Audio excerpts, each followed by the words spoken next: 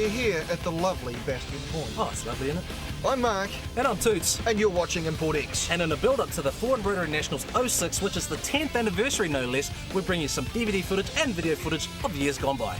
This week's tech segment, we check out our mates at Elite Customs, plus I slow things down a little bit. They're our man from Race Brakes. Project Initial X, Gadget and the team can almost see the light at the end of the tunnel as the V8 Trueno gets its interior installed. Plus we check out a couple of mad Aussie My Rides from across the Dutch. That's right, and have you had your say on our Import X forum? importx.co.nz is where it's at. Click on the forum, it's free, it's easy, get onto it. No dollar down or anything, so stick around for another half hour of hardcore Kiwi car porn right here on Import X. 2006 will see the 10th anniversary of the Ford and Rotary Nationals, and in a lead up to it, I'm going to take you back, way back in time. In fact, let's go back to '99, where chromies were the bomb and 10-second quarter miles were only a dream in an import.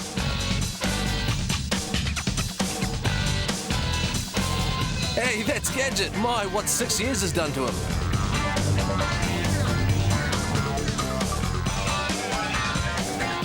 The show and shine is always a crowd pleaser, and how things have evolved since then is mind-blowing. Fours, rotors and sixes, everything under these roofs just emit bling. It often makes me wonder what happens to a lot of these cars. If you see your car here, drop me an email, toots@importx.co.nz, and let me know what happened to you and your ride since '99.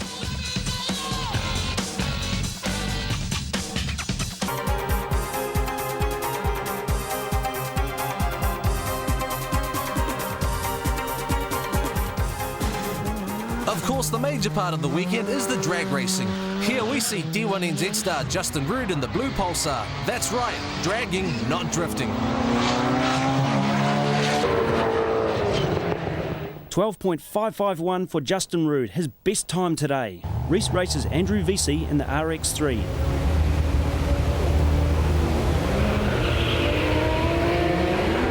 Reese's blue GTR is eons away from his Pro Import R32 drag car that he races now.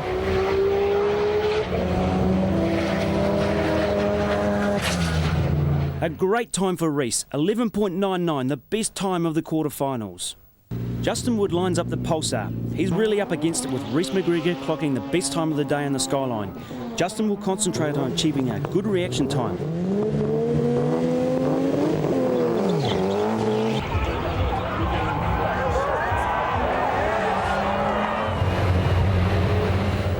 And you're unlikely to see a lead on Reese like that nowadays.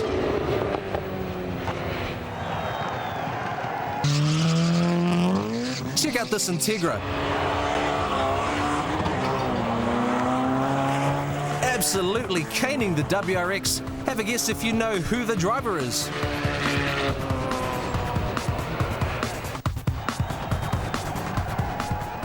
Well, Ronnie, congratulations. You're into the final with a 12.59. You happy? Yep, thank you. Can you go any faster? Not in those highs. Well, Justin, congratulations. Bit of a mishap there by the Skyline, but into the final. Yeah.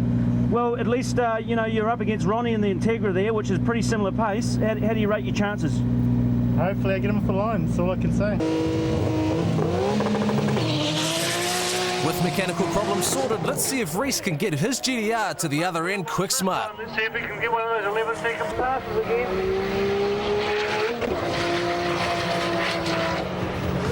11.716. A huge effort by Reese in the blue Skyline clocks the best time for the day once again. Justin had trouble cooling the Pulsar moments before lining up for his final, so they lifted the bonnet off to aid the cooling.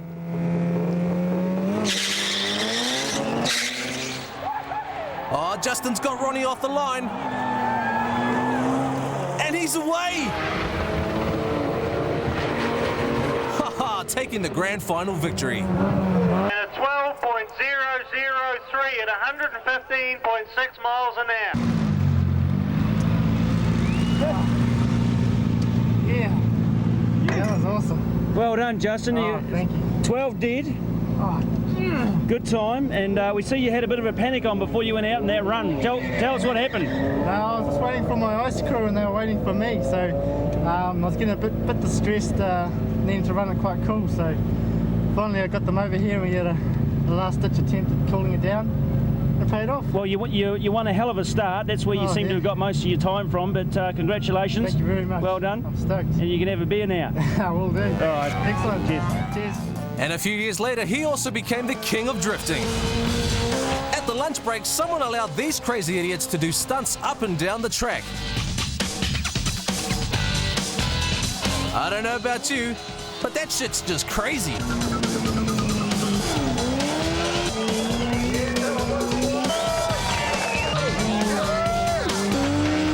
But the crowd just loved it all the same.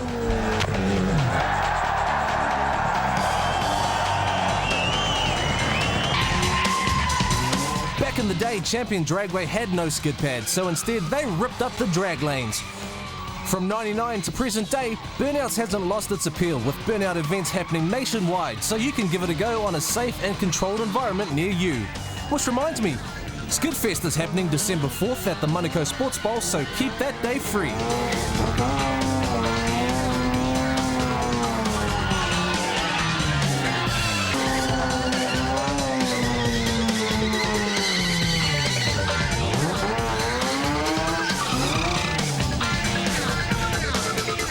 Oh, gutted when you have to get your car pushed off. If you'd like to know more about the Ford and Rotary Nationals, check it out online at fourandrotary.com.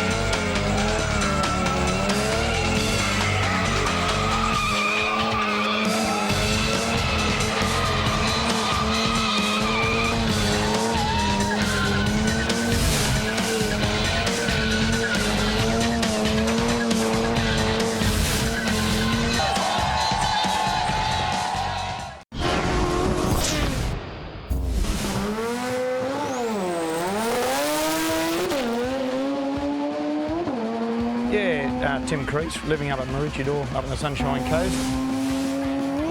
Once you get into a car like this, everything's manufactured. You can't go out and buy bits and pieces, so it's all hands-on manufacturing. So it's easy to work with, very easy to work with. When I built the car, it was originally designed, we were going to put a Cosworth in it, but that never happened. I couldn't get my hands on one at the time. Basically a 13B Cosmo, prepared by Masfix.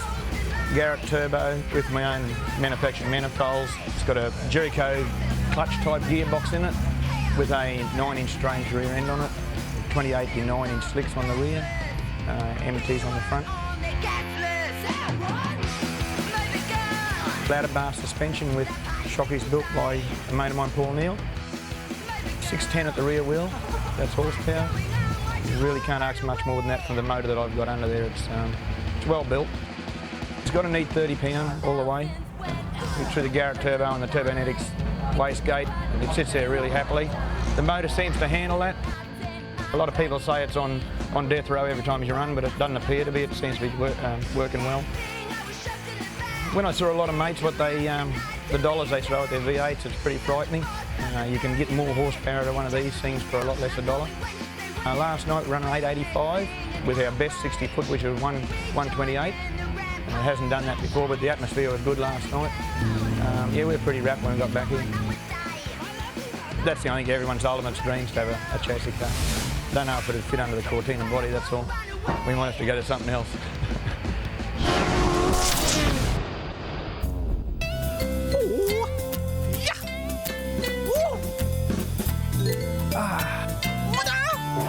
Gadget's Project Initial X. At Spraytech Panel and Paint, the last panels, doors and bonnet go back on. Well, we're just going to cut a section out in the frame of the bonnet just so it can shut down when it's hitting the motor. So here we go. So a cut here and a cut there. Let's see if the bonnet will close. We'll see if she shuts.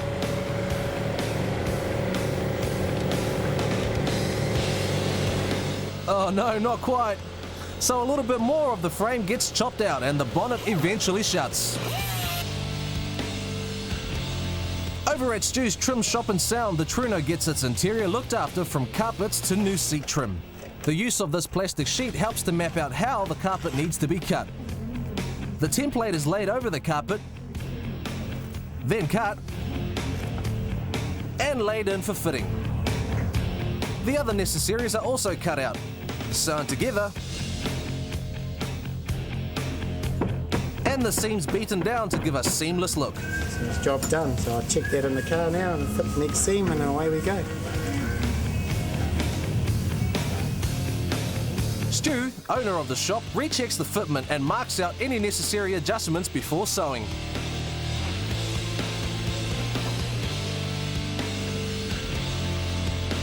The roof lining also gets worked over.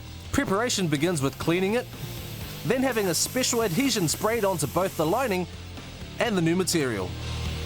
Carefully applying the material and working it into the lining by hand ensures the bonding is perfect. Obviously, the overhang needs to be looked after, so with spray here and a cut there, the ceiling will look brand new.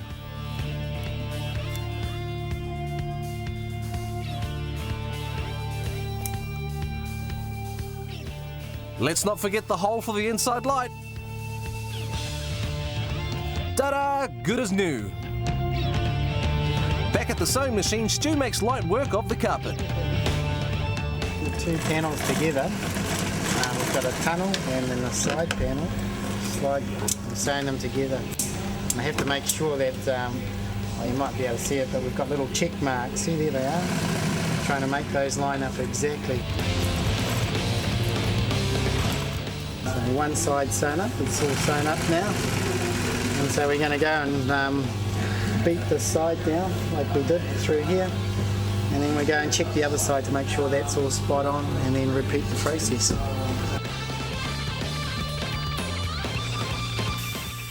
Gadget even helps out prepping the roof before the lining gets stuck back on.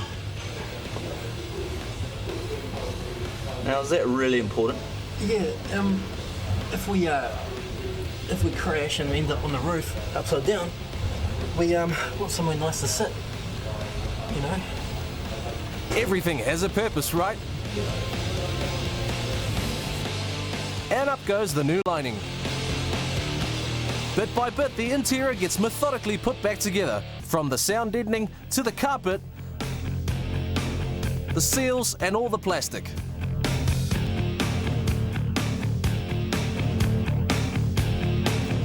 Let's have a look at the seats now being recovered. All the old bits get binned. The seats also get rebolstered with new foam, then recovered in the red and black vinyl combo. Just putting these side bolsters on, we just beefed them up so it's got a bit more side support, so they hug you while you're sitting in the seat.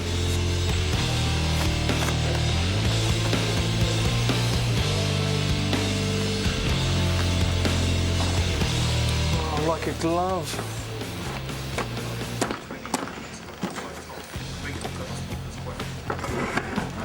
There we have it. With the back seat recovered and installed, and the boot carpeting going in, Initial X is starting to look really good. Here's Gadget testing out the new seats. What a guy. There's nothing like a new interior for your car, and Stu's Trim Shop is just one of the best. Yeah, I just feel so liberated being able to jump on a sewing machine, know what I'm doing. Oh, who says sewing is just for girls?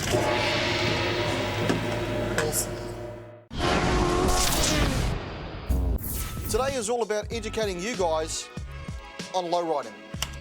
To do that, we've got a resident porn star, Mr. Squires. Basically, this is just your pretty much run-of-the-mill airbag system. We've got your chrome air tank, which is a reservoir. This has a under-bonnet air compressor that runs off the pulleys off your engine. These are half-inch pneumatic air valves. This one here will open up, let air in. This one underneath will open up, let the air out. 5/16 airline, airlift bags. The C-section, all we're doing there is just getting it to go as low as it can to allow the chassis to hit the ground. If you follow the black there, that's where your original chassis would have gone. This setup here is called a parallel falling with a panhard bar. We have our 4 bars there. You can adjust the top and the bottom ones to get your pinning angles right as well. You then have your panhard bar, which then stops your diff from going side to side. Your top of the shot goes to there, the bottom obviously goes to there. And how many pounds of pressure do they have in a line? In that truck there, we'd run street at about 140, go to a show anywhere up to 300 safely. Wow. What does this button do? That's the standard strut. We couldn't get an air cylinder in there. Right. Just purely because of the length and all the rest. Yep. And an airbag, obviously we've got no room to mount them. So what we do here is we then take this existing spring out. Right. And we fit over an airbag like that. Now as you can see, we have cut all the mountings and all the rest off it. So basically all we're doing is reusing that part there and the top part and the shock absorber. Straight through. That's really clever. This plate here all needs to get adjusted to a certain height and all the rest, so And there's still calculations that need to go into that, but that is the basic setup on how we do them. Slides over, this plate here will get mounted to that one. Right. It'll all go together like that. Once this whole unit is all put together right, it'll sit like that. Oh, okay. So then obviously this will compress and fill up with air, allowing the car to have travel. Yeah, go down there. We wanted to get our car done. How can we get in touch with you? elitecustoms_nz@yahoo.co.nz. This one's got 4 wheels, right? 3, 2. They can bag it. They can bag it. We'll bag it. My couch at home's bagged. Really? So, yeah.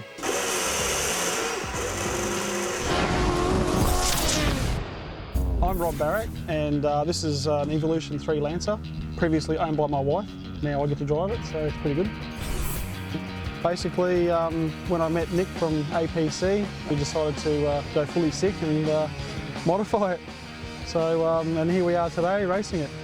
The best time I've run is a 9.67, and the best mile an hour is 151 miles. So that's on the radial tyres. I haven't tried slicks yet. I'm braking stuff now, so I don't think I want to go down the slick path. I think I'm the fastest radial tyred 4-cylinder in Australia. I wouldn't mind going faster. I'm breaking a lot of drive shafts at the moment, and it's just getting frustrating. We're going to maybe re-engineer some stuff and hopefully, get back out there and run some good numbers. A lot of nitrous, 100 horsepower shot, which on a turbo car equates to like 100 horsepower wheels. I know in New Zealand, like the nitrous thing, they don't really run a lot of nitrous in New Zealand, but in Australia it's a huge culture here to run nitrous. Gas is good, that's what we say. I think it stemmed from the V8 stuff in Australia. A lot of the guys used to run nitrous with the V8 stuff, and it's rubbed off on us import guys. Yeah, it's good. Ultimate race car, an Evo 8 maybe, like a tube frame style car. Keep the 4-wheel drive theme going, but probably try and engineer all the parts and make it like a bulletproof drivetrain, and so it doesn't break. But that'd probably, like a new shape Evolution Lancer. We're going to talk to my mate Steve from Race Brakes. So come on inside. Steve, thanks very much for having to talk to us today. Hey Mark, thanks for coming in. How does a brake actually work? You put the foot on the pedal, it squeezes the stuff called brake fluid down through what we call brake hoses, right, into what we call calipers. The calipers there have pistons in them which come in and clamp in like this, pushing disc pads like that in onto disc rotors. Right. The friction between the disc pad and the rotor is the thing that physically slows the car down. These are the things we generally recommend for performance use. These are what we call slotted rotors. The air comes in there, yep, and as it's going around, comes out here. Not only will these compounds on the race pads, if you like, handle higher temperatures, they've also got a much higher coefficient of friction, which means they're a lot grabbier. When it gets to the bottom of that little slot there, that's about when you want to throw them away. That's a 6-piston AP racing caliper, 6-pot caliper, 6-piston caliper. Same. It's all the same thing. Those are all coming out and pushing that disc pad out against the rotor. What the pots do in a multi-piston caliper is spread the load evenly across the pad. Yep. As you can imagine, under very, very high pressure, one piston in the middle of the pad, if that backing plate's not very strong, yep, okay, that pad can actually bend like that, and it's what we call pad flex, which gives you very, very horrible pedal feels, things like that. It's only really relevant at the extreme ends of motor racing. Now, to overcome any pad flexing in a road car, they'll actually make that backing plate a bit thicker and a bit fatter. What else can I do to help it stop? Okay, now that you've put the flash compounds into the wheels, they're going to handle temperatures of, say, up to at least 750 degrees Celsius, if you like. To give you an idea, a standard road pad goes out to lunch at about 300 degrees Celsius. Now, the temperature will be going up and up and up and up. Why? Because the pads will be letting them. And what that's going to do is put pressure onto your fluid, okay? And your fluid will be the next thing that goes out to lunch. It'll start boiling on you. That'll create a vapor lock, and the pedal will just disappear into the floor. How can I stop that? You need to put a high temperature fluid in there. That standard fluid is going to have a dry boiling point of about 260 degrees Celsius. Okay, if you put a decent race fluid in there, it should have a dry boiling point of 300 degrees Celsius and above. All right, well, there you go, guys. There's a little bit of an insight into brakes. And if you want to know more, give the guys a call here on 0800 Brakes, or look up the website, www.racebrakes.co.nz, and good stopping. Thanks, Mark. Very much, hope that helps. Hey New Zealand, thanks for watching. We hope you enjoyed the show. Now, it's ironic we're standing in front of a tomb, but if you guys keep racing on the street, potentially you could end up in one of these, and we don't want that. That's right, man. So attend your local events and support the local scene, but keep your racing off the street. And you can also support your scene by getting onto our forum, importx.co.nz, and have your say. And as well, on the forum, you'll see another little deal there. Our friends from BK, order any meal, mention ImportX, and you get a free upside. So how good is that? That's real, man. So we'll see you next time for more hardcore Kiwi car porn right here on ImportX. Still. And just as we leave you, here's Justin Rood doing a burnout at the recent Driftland event in Moerewa, Northland.